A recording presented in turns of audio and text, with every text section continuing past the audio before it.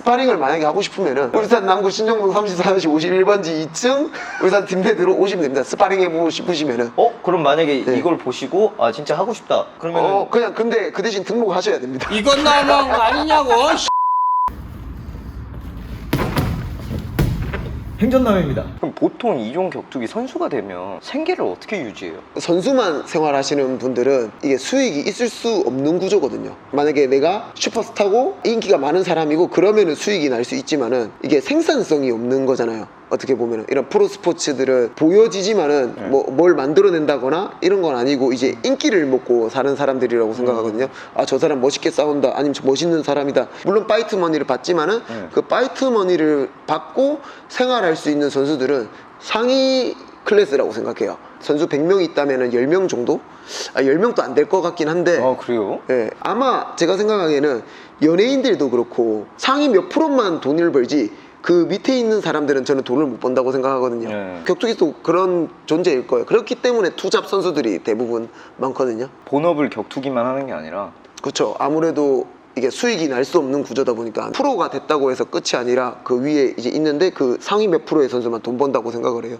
일반인들이 모르는 그 격투가의 현실은 격투기로 본업을 하기엔 좀 어려운 부분이네요. 이게 격투기뿐만 아니라 모든 종목이 다 그렇다고 저는 생각해요. 그러니까 이제 스펙을 쌓고 내 몸값을 그쵸. 내가 그쵸. 불리면은 그만큼 버는. 그렇죠. 이제 예를 들면은 유명한 선수로 따지면 맥그리거 선수는 아시죠? 이제 없나 알죠. 맥그리거 선수도 처음에 배관공 일을 했을 거거든요. 여자친구분 집에서 얹혀서 살면서 생활을 했던 걸로 알고 있어요. 그런 것처럼 이제 그렇게 밑에 말단 선수들은 수익이 날 수 없는 구조기 때문에 그렇게 생활을 하면서 살았을 거거든요. 근데 저는 이해가 되는 게 이거를 구조를 알아야 되는 게 인기가 없고 내가 생산을 해내는 게 없는데 돈을 받고 뛴다는 것 자체도 고마운 거라고 생각하거든요.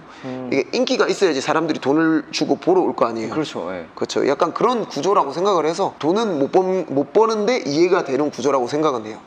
그러니까 종합격투기 선수만으로는 생계 유지가 안 되기 때문에 여러 잡을 하시는 분들이 대부분이라고 말씀하셨잖아요. 네네. 그럼 보통 선생님처럼 선수 생활을 하면서 코치나 아니면 이렇게 그쵸, 체육관 그쵸. 운영하는 사람들이 대부분이신 거예요? 제 주변에 보면은 배달 일을 하시는 분들도 있고 네. 아니면은 이제 트레이너 선생님들도 있고 공장 다니면서 하시는 분들도 있고. 완전히 다른 분야를 하시는 분들도 계시네요. 그렇죠. 왜냐면은 이런 식으로 이제 코치 일을 한다거나 관장 일을 한다는 거는 그 업계에서 경력이 좀 많이 찼다는 거거든요. 그러니까 저도 이제 전문성이 있다 보니까 그래도 이렇게 체육관을 운영을 하고 사람들을 가르치고 이렇게 하지만은 이제 그렇지 못하는 분들은 진짜 편의점에서 알바하시는 분들도 있고 뭐 다른 일을 하시는 분들도 있고 그러신 거죠. 길 가는 사람만 봐도 격투가일 수도 있네요. 그렇죠. 그냥 일반 사람들도 그럴 수가 있죠. 그럼 오늘 또 교훈 하나 나왔네요. 시비는 아무나 걸면 안 근데 된다. 오히려 격투가들은 그런 거에 대해서 반응을 안 할 거예요. 가오 때문에 하는 격투기 선수들이 있어요. 나 가오 이만큼 쳐가지고 그런 분들은 이제 그렇게 하면은 반응을 하겠지만은 진짜 격투가들은 그렇게 해도 반응을 안 할 겁니다, 별로. 행전남입니다. 강해지고 싶어서 이 운동을 선택을 했는데 이 선택을 후회하신 적은 없으세요? 격투기 선수들이 후회할 때 다 똑같이 생각할 것 같은데 체급 스포츠다 보니까 다이어트를 해야 되는 경우가 있어요. 이제 감량이라고 하죠. 그때마다 이제 그 생각을 맨날 합니다. 아, 내가 이거 왜 하고 있지? 최대 몇 킬로까지 감량해 보셨어요? 저는 원래 지금은 한 83kg, 2kg 이렇게 나가는데 제가 61kg 선수였습니다, 원래 61kg 선수. 그럼 20kg를 빼야 되는 거예요? 그러니까 지금 당시엔 근데 그 당시에는 그렇게까지는 안 나갔는데 그때부터 이제 60일까지 빼려면은 괴로운 거죠, 너무. 이제 먹는 것도 정해서 먹어야 되고 짠 것도 못 먹고 안 먹는데 또 움직여야 되고. 감량을 해야 된다라고 딱 결과가 나왔을 때 네네. 어떻게 조절을 해요? 밤 종류는 아예 안 먹죠. 이제 탄수화물을 먹더라도 흡수가 느린 유의 탄수화물이라고 해야 되나? 오트밀이라든지 고구마라든지 이런 흡수가 느린 탄수화물들을 조금 먹고 이제 그러면서 이제 점점 줄여나가죠. 근데 그런 것도 다 괜찮아요.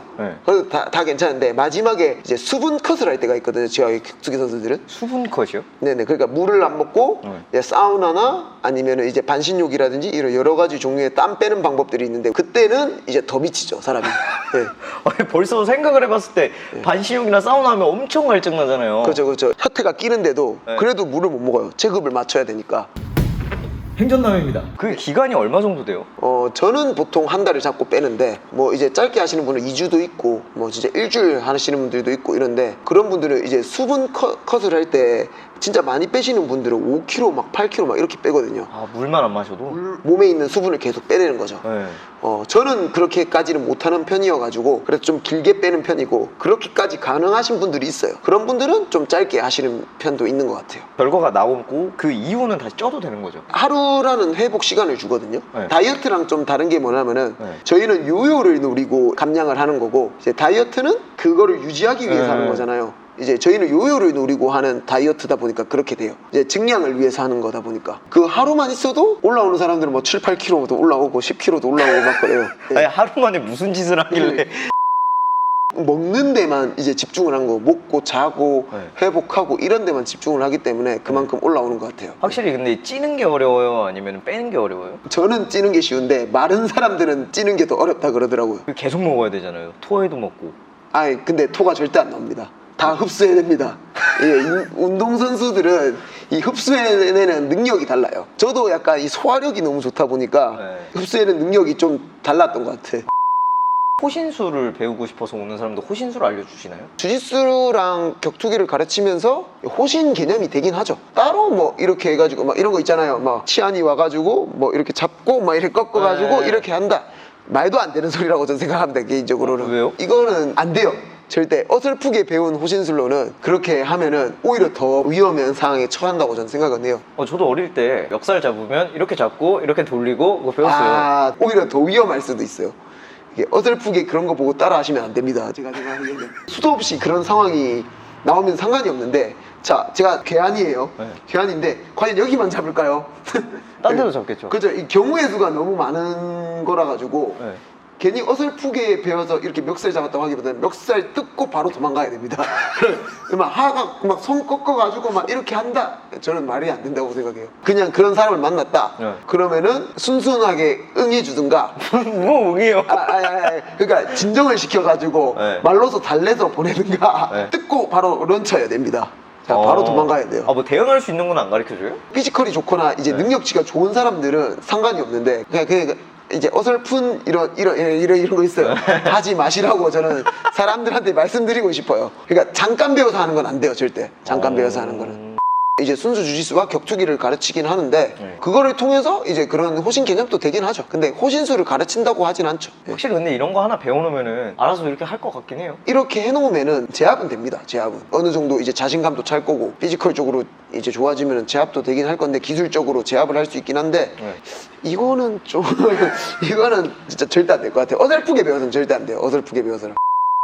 이 운동을 도전을 하려고 하시는 분들은 막 나이가 많다거나 뭐 내가 막 실력이 없다거나 그런 거 생각하지 말고 당장 그냥 그 근처에 있는 체육관이라든지 좋은 지도자가 있는 쪽으로 가가지고 바로 운동해보라고 말씀해주고 싶어요. 왜냐면은 그냥 저도 그랬지만은 너무 늦게 시작한다고 해가지고 성공 못하는 게 아니거든요. 저는 잘 돼야 되는 이유에 대해서 많이 생각하거든요. 잘 돼야 되는 이유가 뭐 여러 가지가 있겠지만은 부모님을 위해서도 있을 거고 가족들을 위해서도 있을 거고 내 미래에 태어날 이제 그런 아이들을 위해서 그런 걸 수도 있을 거고, 여러 가지 복합적인 걸 한번 생각해 보는 거죠. 그런 거를 이제 생각해 보고 해보시라고 이제 말씀드리고 싶어가지고. 그냥 정리해보면 네. 포기하고 싶은 순간이 있으면 내가 처음에 목표했던 것들 그리고 네, 그쵸. 내가 이걸 하는 이유를 다시 상기시켜라. 그렇죠. 계속 약간 포기하지 말고 네. 약간 계속 해보시라고 그냥 말씀드리고 싶은데. 오늘도 소중한 시간 내주셔서 정말 감사합니다. 감사합니다. 네, 감사합니다.